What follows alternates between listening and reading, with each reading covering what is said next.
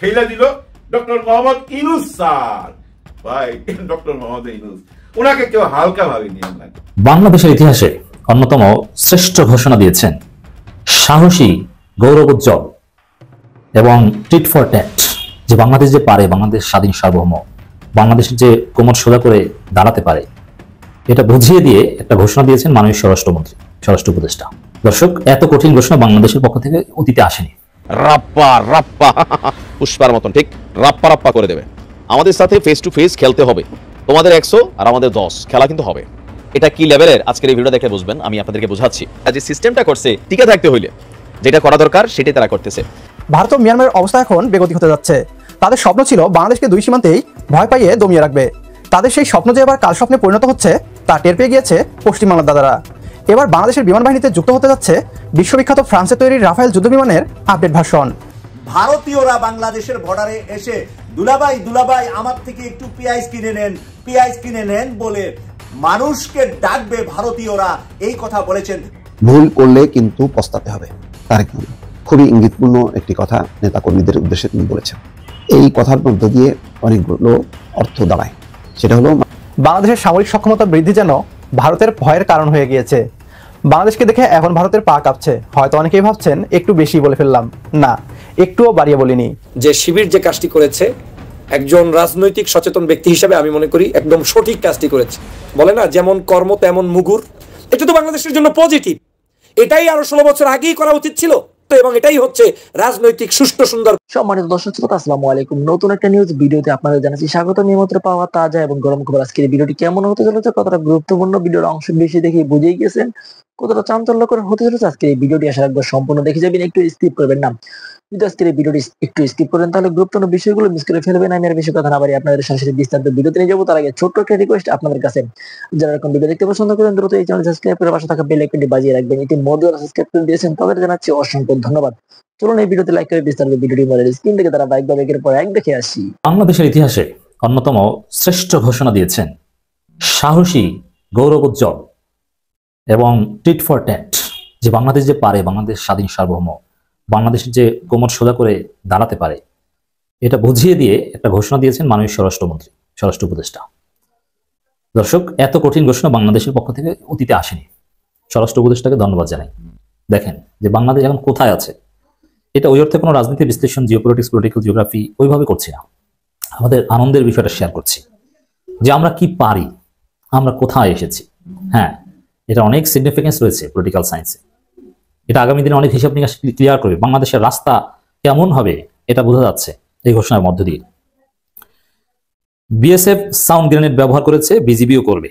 আপনি চিন্তা করেছেন, বিএসএফ সাউন্ড গ্রেনেড ব্যবহার করেছে, বিজিবিও সাউন্ড গ্রেনেড ব্যবহার করবে।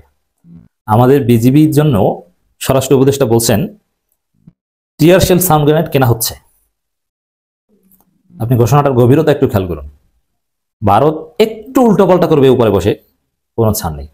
আমি ইশারা ইঙ্গিতে বুঝিয়ে দেওয়া হয়েছে, গুলি করে সীমান্তে মানুষ মারবে, একটা গুলি করলে 2টা গুলি করা হবে। পেট দেখাবে না বিজিবি, পাল্টা প্রতিরোধ করে তুলবে। বিভিন্ন জায়গায় আন্তর্জাতিক আইন লঙ্ঘন করে বেড়া নির্মাণ করতে চেয়েছিল, করতে দিয়েছে। ভারতের পান্ডারা সীমান্তে জড়ো হয়েছে, বাংলাদেশের জনগণও পাল্টা জড়ো হয়েছে। ওরা সাউন্ড গ্রেনেড মেরেছে, ওরা বলছে যে জনগণকে ছত্রভঙ্গ করতে। বাংলাদেশের বিজিবির জন্য সাউন্ড গ্রেনেড কেনা হচ্ছে, টিয়ার শেল কেনা হচ্ছে। টিয়ার শেল প্রয়োজনে ভারতীয়দের ক্ষেত্রে ব্যবহার করবে, টিয়ার শেলকে বাংলাদেশি মানুষের ক্ষেত্রে ব্যবহার করবে। প্রয়োজনে ওদেরকে টিয়ার শেল দিয়ে সরিয়ে দেওয়া হবে। টিয়ার শেল দিয়ে সরিয়ে দেওয়া সম্ভব হলে টিয়ার শেল দিয়ে, সাউন্ড গ্রেনেড দরকার হলে সাউন্ড গ্রেনেড। এরপরে যদি কাজ না হয় লেথাল ওয়েপন তো আছেই, ওরা ব্যবহার করলে সেটাও করবে, কোনো ছাড় নেই। অতএব ভারতের সাথে বাংলাদেশ সরকার এখন চোখে চোখ রেখে কথা বলছে।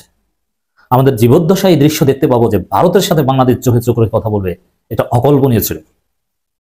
কোন সরকারের পক্ষে এটা সম্ভব না, একমাত্র ডক্টর ইউনূস সরকার এটা দেখিয়ে দিয়েছে না, ভারতের সাথে চোখে চোখ রেখে কথা বলা সম্ভব। দর্শক, চীন তো ভারতকে থাপড়ায় সকাল সন্ধ্যা, পাকিস্তান তো থাপড়ায়। ভারতের সেনাবাহিনীর লুঙ্গি খুলে নিয়ে যায়, লাথি দিয়ে পাহাড়ের উপর থেকে ফেলে দেয় চীন ভারতের সীমান্তে ঢুকে। নেপাল, ভুটান, মালদ্বীপ তো নাই, নেপাল, ভুটান কিংবা বাংলাদেশের মতো ছোট ছোট দেশও এখন ওদের চোখে চোখ রেখে কথা বলছে। কেউ ওদেরকে বলছে না, ওদের সীমান্ত পলিসি ব্যর্থ। সব খেতে গিয়ে, বেশি খেতে গিয়ে হাত পড়েছে। ভুল করলে কিন্তু পস্তাতে হবে। তারেক রহমান খুবই ইঙ্গিতপূর্ণ একটি কথা নেতা কর্মীদের উদ্দেশ্যে তিনি বলেছেন। এবং গত কয়েকদিনের ঘটনা প্রবাহ বা গত কয়েক মাসের ঘটনা প্রবাহ লক্ষ্য করেই তিনি এই কথা বলেছেন।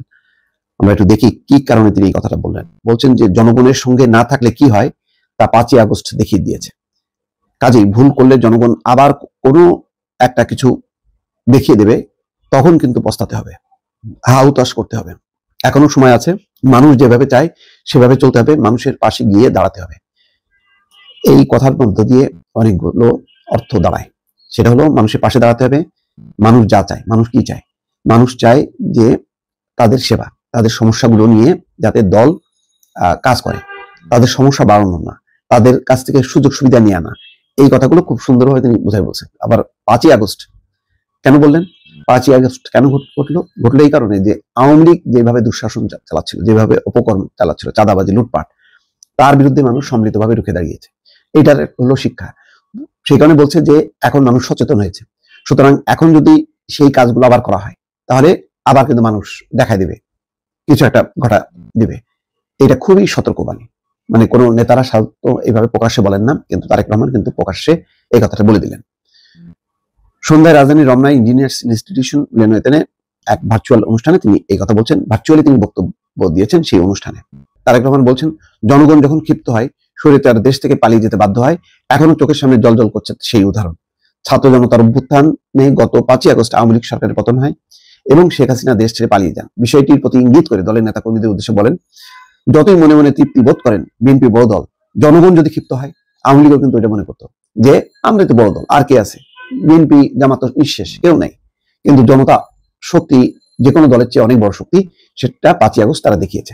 সেই কথাটাই বলতেছে যে তৃপ্তি বোধ করার কোনো কিছু নেই, জনগণ যদি ক্ষিপ্ত হয়, জল করছে সেই উদাহরণ। কাজেই দিন শেষে কিন্তু জনগণ, খুবই বাস্তব কথা কিন্তু তিনি উল্লেখ করলেন তার বক্তব্যে।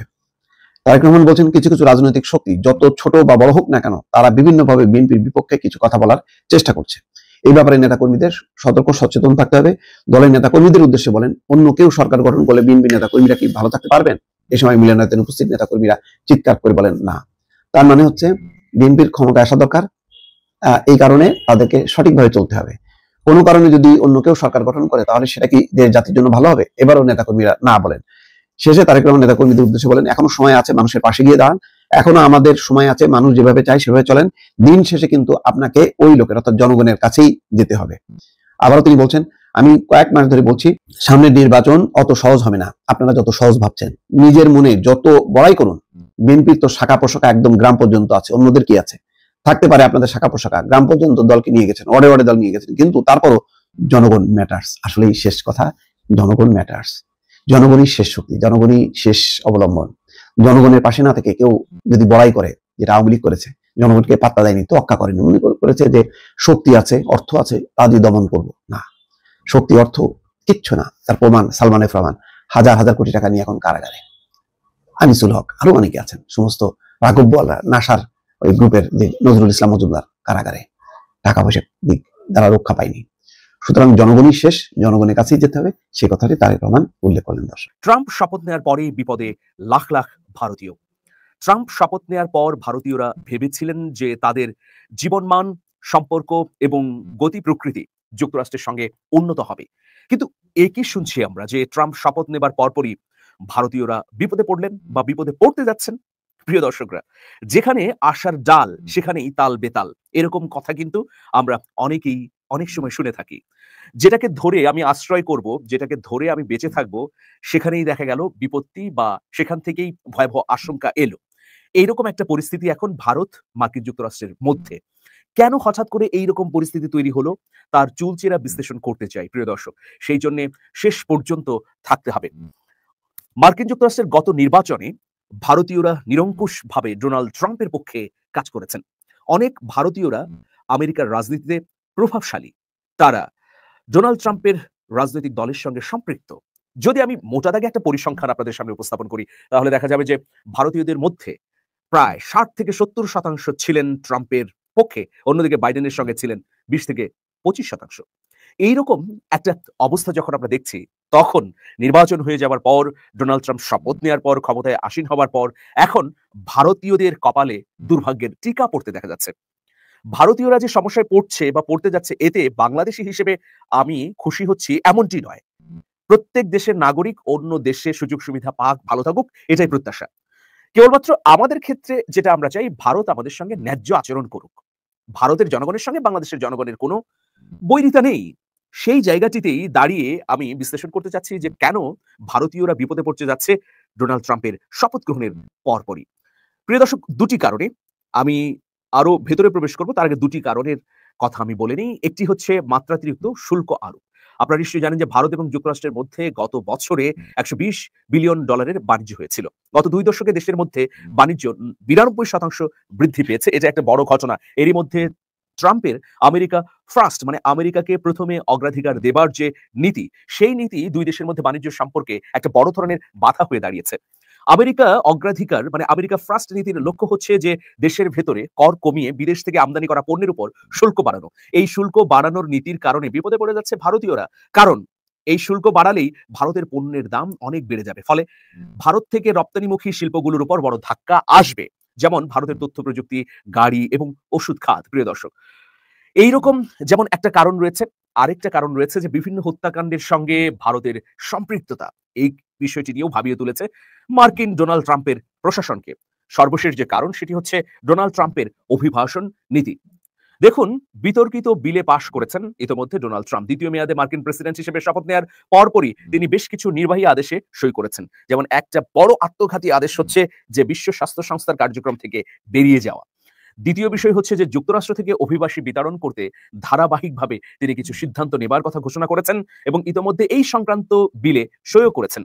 এখন এই নীতির কারণে মার্কিন নাগরিকত্ব হারাতে যাচ্ছেন লাখ লাখ ভারতীয়রা। কল্পনাও করা যাচ্ছে না যে এটি যদি বাস্তবায়ন হয় তাহলে কি ধরনের প্রভাব পড়বে মার্কিন যুক্তরাষ্ট্রে ভারতীয়দের উপর। বিবিসির একটা প্রতিবেদন থেকে বলা হচ্ছে যে জন্মসূত্রে মার্কিন নাগরিকত্ব নীতি বাতিলের কার্যক্রম শুরু সংক্রান্ত আদেশে ইতিমধ্যে সই করেছেন প্রেসিডেন্ট ডোনাল্ড ট্রাম্প। সোমবার শপথ নেওয়ার পরই এই সংক্রান্ত নির্বাহী আদেশে তিনি সই করেন। এখন বিষয়টি হচ্ছে যে আদেশটি বাস্তবায়ন হলে যুক্তরাষ্ট্রে জন্মগ্রহণ করলে জন্মসূত্রে দেশটির নাগরিকত্ব আর কেউ পাবেন না। প্রিয় দর্শক, মার্কিন যুক্তরাষ্ট্রের প্রেসিডেন্ট হবার আগেই, মানে দ্বিতীয় দফা প্রেসিডেন্ট হবার আগেই কিন্তু তিনি এই যে জন্মসূত্র নাগরিকত্ব, এই নীতির প্রচন্ড সমালোচনা করেছিলেন। সেই সময় তিনি এই ধরনের নীতিকে হাস্যকর বলেও অভিহিত করেছিলেন। কিন্তু মার্কিন যুক্তরাষ্ট্রের 200 বা 150 বছরের ইতিহাসে এটা হচ্ছে একটা সাংবিধানিক অধিকার হিসেবে স্বীকৃত অধিকার। মার্কিন সংবিধানের 14তম সংশোধনী অনুযায়ী যুক্তরাষ্ট্রে জন্মগ্রহণকারী এবং নাগরিকত্বের শর্ত পূরণকারী সব ব্যক্তি দেশটির এবং যে অঙ্গরাজ্যে জন্মগ্রহণ করবে সেই অঙ্গরাজ্যের নাগরিক হবেন। ফলে নির্বাহী আদেশে রাতারাতি যদি এই নীতি পরিবর্তন করে দেওয়া হয় এবং এই নীতি বদলের কার্যক্রম শুরু হয়, তাহলে সবচেয়ে বড় প্রভাবটি পড়বে ভারতীয়দের উপর। এখন কোন কোন বিশ্লেষক বলছেন যে ডোনাল্ড ট্রাম্পের এই নীতি হচ্ছে একগুঁয়েমি নীতি, কিন্তু অভিবাসনের ক্ষেত্রে তিনি এত শক্ত অবস্থান নিয়েছেন যে কারণেই কিন্তু আদি মার্কিনীরা, যারা প্রকৃত অর্থেই মার্কিন যুক্তরাষ্ট্রের নাগরিক বা আদিবাসিন্দা, তারা কিন্তু নিরঙ্কুশভাবে একচ্ছত্রভাবে ডোনাল্ড ট্রাম্পকে বেছে নিয়েছেন। আজকে ইত্তেফাক পত্রিকা বড় করে হেডলাইন করলেন, ভারতীয়রা বাংলাদেশের বর্ডারে এসে দুলাভাই দুলাভাই আমার থেকে একটু পেঁয়াজ কিনে নেন বলে মানুষকে ডাকবে ভারতীয়রা। এই কথা বলেছেন মুস্তাক ফয়েজি, যিনি নাকি খুব আলোচিত হয়েছেন মুরব্বি এই একটি কথার মাধ্যমে। এই কথাটা হেডলাইন করেছেন ইত্তেফাক পত্রিকা। তো ইত্তেফাক পত্রিকায় বিস্তারিতটা যখন আমি পড়লাম, বিস্তারিত পরে দেখলাম উনি সুনামগঞ্জের একটি ওয়াজে গিয়েছিলেন। সুনামগঞ্জের ওয়াজ মাহফিলকে সাধারণত তরুণরা ওনাদের ওয়াজগুলার আয়োজন করে থাকে। তরুণদের উদ্দেশ্যে এসে তরুণদের ফিউচার, তরুণদের ভবিষ্যৎ নিয়ে সুন্দর একটি কথা বলেছেন। সুন্দর করে তরুণদেরকে বলেছেন, তোমরা যদি উদ্যোগী হয়ে যাও, তোমরা যদি নিজেরা নিজেদের খালি জায়গাটাতে চাষবাস করা শুরু করে দাও, তোমরা যদি পেঁয়াজ উৎপাদন নিজের দেশে নিজের তরুণরা করা শুরু করে দেয়, তাহলে ভারতের পেঁয়াজ পচে গলে ভারতে নষ্ট হয়ে যাবে। তখন ভারতের লোকেরা তোমাদের এই বর্ডার এলাকায় এসে ডাকবে, দুলাভাই দুলাভাই আমার থেকে একটু পেঁয়াজ নিয়ে যান, আমার থেকে একটু পেঁয়াজ নেন। ভারতীয়রা বাংলাদেশিদেরকে দুলাভাই ডাকবে, এই কথা মুস্তাক ফয়েজি বলেছেন আজকে সুনামগঞ্জে। আর এটাকে ইত্তেফাক সুন্দর করে হেডলাইন দিয়ে সুন্দর করে ইত্তেফাক উঠিয়েছে নিউজটা। প্রিয় দর্শক, সেই নিউজটা থেকে শিক্ষণীয় কি? আসলে শিক্ষণীয় হলো মুস্তাক ফয়েজি যেই কথাটা বলেছেন, ডক্টর মোহাম্মদ ইউনূস স্যার কিছুদিন আগে নারীদেরকে উদ্দেশ্য করে বলেছিলেন যে মোহাম্মদ সাল্লাল্লাহু আলাইহি সাল্লাম একজন নারীর চাকরি করতেন, তারপরে সেই নারীকে উনি বিবাহ করেছেন, তিনি হলেন খাদিজা, যিনি আমরা মা খাদিজা হিসাবে আমরা সম্মাননা দেই। মা খাদিজা ছিলেন একজন শিল্পপতি, একজন ব্যবসায়ী, এবং উনার শিল্প এবং উনার যে ব্যবসা বাণিজ্যের ম্যানেজার হিসাবে নিয়োজিত ছিলেন রাসূল সাল্লাল্লাহু আলাইহি সাল্লাম বিবাহের আগে, বা উনার বয়স যখন 25 তখন বিবাহ হয়েছিল। এর আগে কিন্তু উনি খাদিজার ম্যানেজার হিসাবে চাকরি করেছিলেন। তার মানে হলো ডক্টর মোহাম্মদ ইউনূস সাহেব এটাই বোঝাচ্ছিলেন, নারী উদ্যোক্তা, শিল্প কলকারখানায় নারীদের সম্মান বাড়ানোর জন্য ডক্টর মোহাম্মদ ইউনূস বলেছিলেন। এই কথাটার সমালোচনা অনেকে না বুঝে করেছেন, না বুঝে এটাকে উলট পালট করে অনেকেই কথা বলেছেন। তো নারীদেরকে যেরকম সম্মান দিয়ে ডক্টর মোহাম্মদ ইউনূস সাহেব বলেছিলেন যে এভাবে উদ্যোক্তা হওয়া দরকার, প্রত্যেকে ছোট্ট ছোট্ট যদি ব্যবসা বাণিজ্য আমরা শুরু করি তাহলে দেশে মানুষের যে চাকরির অভাব, বেকারত্বের অভাব, নিজেকে অসম্মান বোধ করা, অসহায় বোধ করা, সেগুলা থাকবে না। সুনামগঞ্জের তরুণদেরকে মুস্তাক ফয়েজি যেই কথাটা বলেছে, আমি মুস্তাক ফয়েজিকে আপনাদের সামনে একটা স্যালুট দিচ্ছি যে তরুণদেরকে উদ্যমী হওয়ার জন্য, তরুণদেরকে কাজকর্মের ভিতরে লজ্জা অপমান বোধ না করার জন্য, তরুণরা যেন ছোট্ট ছোট্ট খামার, ছোট্ট ছোট্ট শিল্প নিয়ে কাজ এগিয়ে যা, এবং তরুণদেরকে ভবিষ্যৎবাণী করেছেন জামাতের। আমি দেখতে পেয়েছিলাম যে ডাক্তার সৈয়দ আব্দুল্লাহ মোহাম্মদ তাহের, নায়েবে আমি ডাক্তার আব্দুল্লাহ মোহাম্মদ তাহের একটা কথা বলেছিলেন যে জামাত ক্ষমতায় আসলে 10 লক্ষ টাকা করে ব্যবসার জন্য তরুণদেরকে লোন দেওয়া হবে। মানে তাদেরকে সুদ না দিয়ে তাদেরকে পুনর্বাসনের জন্য, তরুণদেরকে ডেভেলপ করার জন্য, তরুণদের ব্যবসা বাণিজ্য করার জন্য 10 লক্ষ টাকা পর্যন্ত জামানত ছাড়া তাদেরকে, জামাত যদি রাষ্ট্রীয় ক্ষমতায় যায় তাহলে তাদেরকে ব্যাংক লোন দিবে। মানে শর্ত যেরকম কঠিন থাকার কারণে আমাদের তরুণরা ব্যাংকে গিয়ে, বাবার জমিও নাই, জমি দিতেও পারে না, নিজের নামেও সম্পদ নাই, ব্যাংকে রাখতেও পারে না, লোনও পায় না। এই জন্য কিন্তু জামাত সেই কথাটা পরবর্তীতে বলেছে যে এটা দল থেকে দিবে না, এটা রাষ্ট্র যদি জামাত চালা তাহলে রাষ্ট্রের ব্যাংকগুলা থেকে 10 লক্ষ টাকা করে তরুণদেরকে উদ্যোক্তা হওয়ার জন্য, নতুন নতুন শিল্প কলকারখানা বাড়ার জন্য, কৃষি খামার বাড়ার জন্য, আমাদের দেশের উৎপাদন বাড়ার জন্য সেই কাজটা করবে। তাহলে মুস্তাক ফয়েজি যেই কথাটা আজকে বলেছে, সেম কথাটা কিছুদিন আগে ডক্টর মোহাম্মদ ইউনূস স্যার বলেছে, সেম কথাটা কিছুদিন আগে ডাক্তার সৈয়দ আব্দুল্লাহ মোহাম্মদ তাহের বলেছে। তাহলে মুস্তাক ফয়েজির রেফারেন্সটা আজকে আসার কারণে, যেহেতু এই ওয়াজিনদের কথা সমাজের এক শ্রেণীর তরুণরা শুনেন এবং তাদের ভক্ত, তাদেরকে আমন্ত্রণ করেন, ওয়াজের আয়োজন করেন, শীতকালে ওয়াজটা বাংলাদেশের একটা ঈদের আমেজের মতো চলতে থাকে। তো এই যারা আগ্রহ করে ওনাদেরকে আনেন, আগ্রহ করে আয়োজনটা করেন, তারা কিন্তু মুস্তাক ফয়েজির এই কথাটাকে মানে ভিতরে তাদের যাবে, তারা নিবে। কথাটা কেন নিবে? তাকে তো তারা ভালোবাসে, তাকে তো তারা আইডল মনে করে, যার কারণে মুস্তাক ফয়েজির এই কথাটা রাষ্ট্রের জন্য কল্যাণকর এবং রাষ্ট্রের জন্য ভালো বলে আমি মনে করছি। আপনারা আপনাদের মতামত কমেন্ট করে লিখবেন। আওয়ামী লীগ নেতা মোহাম্মদ আরাফাত একটা স্ট্যাটাস দিয়েছেন, তারা তত্ত্বাবধায়ক সরকারের অধীনে নির্বাচন চান। এরকম আসবো সেই জায়গায়। তার আগে গতকাল রাতে আমরা অনেকে নিশ্চয় খেয়াল করেছি, আওয়ামী লীগের বিভিন্ন জায়গা থেকে একটা সেনা অভ্যুত্থান বাংলাদেশে ঘটবে, নানা রকম স্টেটাস, এ কোথায় সে কোথায়, এ পালিয়েছে কিনা সে পালিয়েছে। আমাদের ডক্টর ইউনূস তো সুইজারল্যান্ডে আগেই পালিয়ে গেছেন দাভোসের ওনার সম্মেলনের নামে, ওয়ার্ল্ড ইকোনমিক ফোরামের। এই সেই নানান গুজব, মানে সত্যি খুব ভালো লাগে। মানে আওয়ামী লীগের এইসব আগেও যখন দেখেছি খুবই আনন্দ পেয়েছি। কি প্রবল পরাক্রমশালী একটা দল, যারা সব কিছু ক্যাপচার করে ফেলেছে। তারা 41-এর আগে ক্ষমতা থেকে যত প্রশ্নই আসে, না হলে এটা 2071 হবে, সবকিছু ম্যানেজড। ইন্ডিয়া তাদেরকে চিরকাল ক্ষমতায় রাখবে, পুলিশ কিনে ফেলেছে, প্রশাসন কিনে ফেলেছে, সেনাবাহিনী কিনে ফেলেছে, সবকিছু বিরোধী দল কিনে ফেলেছে, তাদের আর ঠেকায় কে? সেই দলটা এখন তৃতীয় শ্রেণীর ফালতু গুজব দিয়ে তাদের দলীয় নেতাকর্মীদের মনোবল চাঙ্গা রাখার চেষ্টা করছে। এই করুণা করতেও দারুণ উপভোগ করছি। যাই মোহাম্মদ আরাফাতের বক্তব্যটা নিয়ে একটু কথা বলা দরকার, এবং তারা কেন এটা করছেন, এটা একটা গুরুত্বপূর্ণ কারণ আছে বলে আমি মনে করি। স্টেটাসটা পড়ি। আগামী নির্বাচন ইউনূসের অবৈধ সরকারের অধীনে হবে না, এই গণশত্রু সরকারকে বিদায় নিতে হবে। গণশত্রু একটি নতুন ব্র্যাকেটে তত্ত্বাবধায়ক সরকারের অধীনে হতে হবে পরবর্তী নির্বাচনে অংশগ্রহণকারী সকল দল এবং ব্যক্তির জন্য যেন সমান সুযোগ থাকে, সেই পরিবেশ তৈরি করতে হবে। আওয়ামী লীগের সকল নেতাকর্মীদের বিরুদ্ধে দেওয়া মিথ্যা মামলা প্রত্যাহার করতে হবে, রাজবন্দীদের মুক্তি দিতে হবে এবং জঙ্গি এবং শীর্ষ সন্ত্রাসীদের গ্রেপ্তার করতে হবে। জনগণের দ্বারা নির্বাচিত সংসদ প্রয়োজনীয় সংস্কার কর্মসূচি বাস্তবায়ন করবে। নির্বাচিত সংসদের সংখ্যাগরিষ্ঠ দল সরকার গঠন করবে এবং দ্বিতীয় বৃহত্তম দল সংসদে বিরোধী দলের আসনে বসবে। সেই সাথে জুলাইয়ের 16 তারিখ থেকে আগস্টের 5 তারিখ পর্যন্ত এবং পরবর্তী সময়ে পুলিশ সহ যত হতাহত হয়েছে সকল ঘটনা সুষ্ঠু তদন্ত সাপেক্ষে বিচার চলমান রাখতে হবে। তদন্ত বিচার প্রক্রিয়ার মাধ্যমে যেই দোষী প্রমাণিত হবে তার শাস্তি নিশ্চিত করতে হবে। কি গণতান্ত্রিক, কি মহান গণতান্ত্রিক হয়ে গেছে আরাফাত রহমান, মোহাম্মদ এ আরাফাত। প্রথম কথা হচ্ছে ওরা তত্ত্বাবধায়ক সরকার, এই সরকার অবৈধ। আচ্ছা, তো তত্ত্বাবধায়ক সরকার যেটা হবে সেটা কি বৈধ? সেটাও তো তাদের তথাকথিত যে সংবিধান, যেটাকে তারা আমাদের সামনে ধর্মগ্রন্থের মতো এনে বলার চেষ্টা করেছিল, এটা পাল্টানো যাবে না। তো সেটার অধীনে কোনো নতুন তত্ত্বাবধায়ক সরকারও কি হতে পারে? ওটাও তো অবৈধ। কিসের ভিত্তিতে তুমি তত্ত্বাবধায়ক সরকার চাইছেন? যদি আমি একটা কথা ইদানিং খুবই বলছিলাম, যখন তত্ত্বাবধায়ক সরকারের আলোচনা আসছে, যে এই নির্বাচন তো এই সরকারের অধীনেই হবে নিশ্চয়ই। পরবর্তী সরকার যেটা যারা নির্বাচিত হবেন, আমরা তর্কের খাতিরে ধরে নিলাম এটা বিএনপি হলো, তারপরে ইলেকশনটা বিএনপির অধীনে হবে না তত্ত্বাবধায়ক সরকারের অধীনে হবে? এই প্রশ্ন করলে আওয়ামী লীগ যদি নিষিদ্ধ না হয়, তারাও যে তত্ত্বাবধায়ক সরকার চাইবে এটা তো আমরা নিশ্চিত ছিলাম। অথচ আমাদেরকে কত নসিহত এটা অবৈধ সরকার হবে ইত্যাদি ইত্যাদি। এখন তারা তত্ত্বাবধায়ক সরকার আগেই বলছেন এই ডক্টর ইউনূসের সরকার অবৈধ, এসব বলার চেষ্টা করছে। এরপর আমরা খেয়াল করবো আরেকটা বক্তব্যকে আমরা এখানে পিক করতে চাই, জনগণের দ্বারা নির্বাচিত সংসদ প্রয়োজনীয় সংস্কার কর্মসূচি বাস্তবায়ন করবে। মানে আরাফাতের কাছে প্রশ্ন, সংস্কার কর্মসূচি মানে সংস্কার কি লাগবে? বাংলাদেশের সব কিছু তারা করে গিয়েছিলেন না, কিসের সংস্কার, কেন লাগবে? কিন্তু এগুলোর মধ্যে নোংরা চালাকি আছে, এটা আমাদের ধরতে পারতে হবে। আমি আসবো হতাহতের ক্ষেত্রে পুলিশ সহ যারা, মানে পুলিশ আগে তারপর অন্যরা, এবং পুলিশের সংখ্যা আমাদের যে হিসাব আছে অ্যারাউন্ড 50, সেটা না, এটা 2-3 হাজার, বিভিন্ন সময় বিভিন্ন রকম সংখ্যা তারা বলছেন, এবং এটা একটা ন্যারেটিভ তৈরি তারা চেষ্টা করছেন, এবং নেতাকর্মীদের বিরুদ্ধে মিথ্যা মামলা, রাজবন্দীদের মুক্তি ইত্যাদি ইত্যাদি করতে হবে।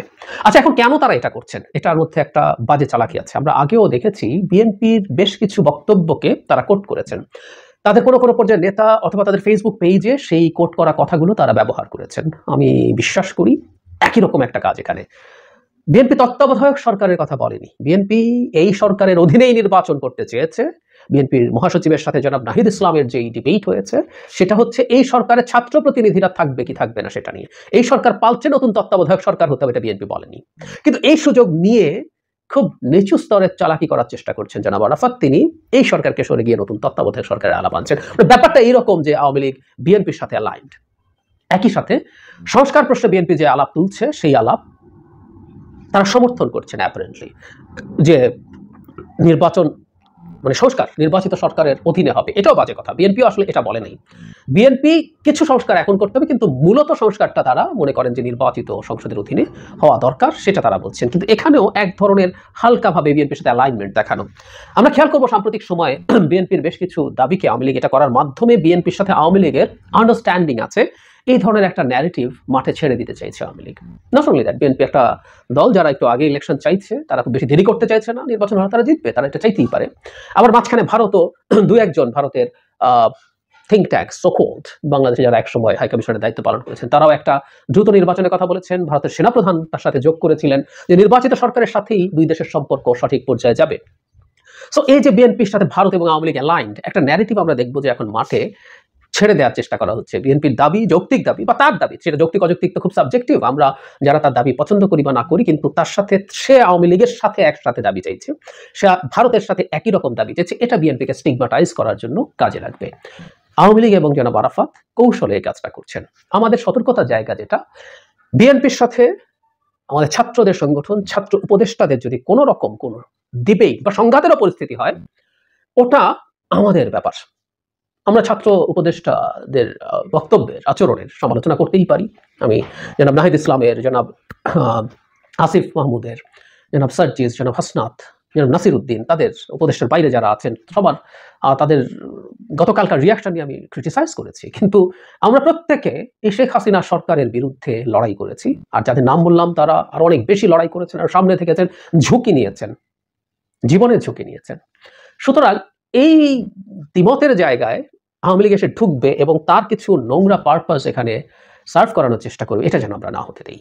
আমাদের মধ্যকার তর্ক বিতর্ক বা ঝগড়াও এটা আমাদের মধ্যেই যেন থাকে। বিএনপি কোনো কিছু সে তার মতো করে করছে, সেটা নিয়ে আমাদের যদি দ্বিমত থাকে, সেই দ্বিমতটা নিয়ে আমরা আলোচনা নিশ্চয়ই করব।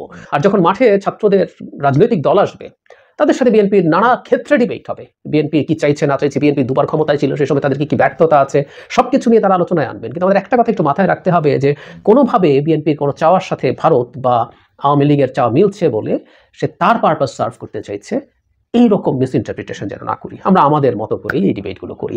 বিএনপি ভারতের কারণে এবং আওয়ামী লীগের কারণে যে পরিমাণ সাফার করেছে, তাদের পক্ষে আমি অন্তত দূর থেকে মনে হয় যে ওদের সাথে কোনো আঘাত করার, এবং আঘাত করার কোনো সুযোগ আছে বা আঘাত করার কোনো প্রয়োজন আছে। মানে আওয়ামী লীগ একটা শেষ হওয়া দেশ, এবং ভারতের মতো ভারতের মতো দেশ ব্ল্যাঙ্ক চেক দিয়ে আওয়ামী লীগকে টিকিয়ে রাখতে পারেনি। সুতরাং আবার বিএনপি ভারতের কাছে গিয়ে নির্বাচনের সাহায্য চাইবে, খুবই লজিক্যাল কথা। যখন ভারতে অত্যন্ত মানে ভারতের সামনে দাঁড়ানো আত্মমর্যাদা সম্পন্ন একটা সরকার আছে, ডক্টর ইউনূসের সরকার, ভারতের চাপে বাংলাদেশে নির্বাচন দেবে, এই কথাটা খুব বোকা হয় আমরা যারা বলার চেষ্টা করি। সুতরাং ওই কাজও তাদের করার চেষ্টা আছে বলে আমি মনে করি না। কিন্তু আওয়ামী লীগ এবং ভারত বরং এই চেষ্টাটা করতে পারে যে বিএনপিকে স্টিগমাটাইজ করা, সো দ্যাট জনগণের কাছে একটা বড় রাজনৈতিক দল প্রশ্নের মুখে পড়ে এবং তাকে কোনো না কোনো সমস্যায় ফেলা যায়।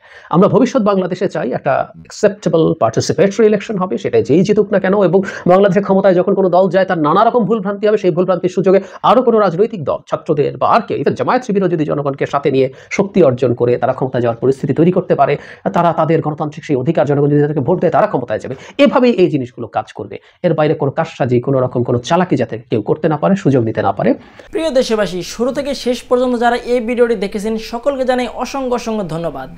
যারা এরকম নিউজ ভিডিও পেতে পছন্দ করেন তারা অবশ্যই এই চ্যানেলটি সাবস্ক্রাইব করে পাশে থাকা বেল আইকনটি বাজিয়ে দিবেন। যারা এখন এই ভিডিওটি শেয়ার করেননি, এই ভিডিওটি দ্রুত শেয়ার করে সকলকে দেখার সুযোগ করে দিন। আজকের মতন এই পর্যন্ত, দেখা হচ্ছে পরবর্তী কোনো ভিডিও নিয়ে ইনশাল্লাহ।